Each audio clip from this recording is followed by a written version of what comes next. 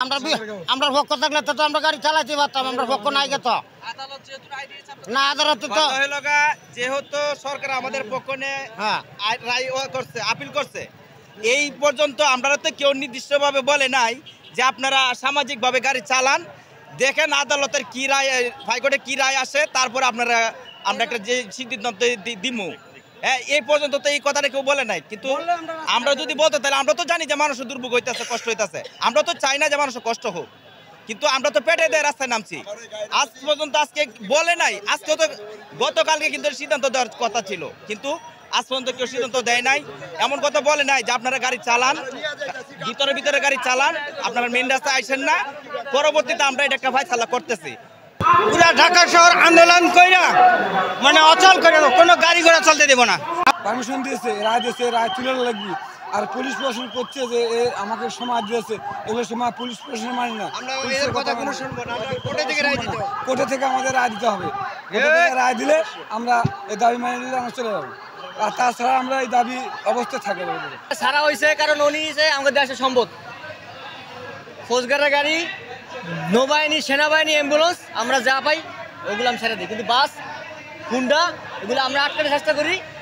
এও দেন কোনো মানে আটকাতে পারলো, কেউ ছাড়ে, কেউ রুগী আছে, কেউ অসুস্থ, সবগুলি আমরা ছাড়ার চিন্তা করি, কিন্তু বাস আমরা ছাড়বো না। বাস আমরা ছাড়বো। হ্যাঁ ভাই, আমরা কিছু করার না ভাই, আমরা তো এটা করতে হবে। 1 কেজি আলুর দাম 80 টাকা, ওইটা কেউ মানে ওইটাকে মাথা ব্যথা নাই। যেই সরকার আয়োগ ওই সরকারি আমরা অটোর কিছু লাগে থাকে কেন ভাই? ভাই আমরা কি রোহিঙ্গা ভাই? আমরা দেশে ভারত দিয়া, আমরা একটা গাড়ি কি স্টুডেন্ট, আমরা এখানে সকাল 8টা থেকে অবস্থান করছি। আমাকে দায় দাবি যতদিন ধরে পূর্ণ না হবে আমরা ইনশাল্লাহ আমরা রাজপথে থাকবো। আইন শৃঙ্খলা বাহিনী আমাদের সাথে ওই যে আমাদের এখানে ডিসি সাহেব আসছে, উনি বলছে তোমরা শান্তিভাবে কোনো গ্যামজাম করো না, কোনো গাড়ি ভাঙচুর করবো না, তোমরা শান্তিভাবে করো, সমস্যা নেই, আমরা তোমাকে পক্ষে আছি।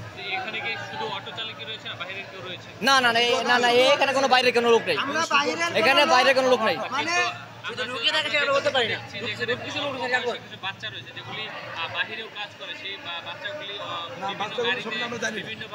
এই যে বাচ্চারা দেখছেন, এর বাপ অটো চালায়, এর বাপ অটো চালায়, এর পেটে ভাত নাই, এরাও আজকে মাঠে নামছে আমাদের সাথে আন্দোলন করার জন্য। আমরা সরকার বিরোধী কোনো আন্দোলন করতেছি না, আমরা শান্তিভাবে আন্দোলন করতেছি, যাতে আমাদের হাইকোর্ট থেকে রায়টা পজিটিভ আসুক। আর যদি নেগেটিভ আসে আমরা রাস্তায় থাকবো, আমরা আন্দোলন করব। প্রয়োজনে সমস্ত অটো ড্রাইভার পরিবার শুদ্ধ আমরা মাঠে নামবো।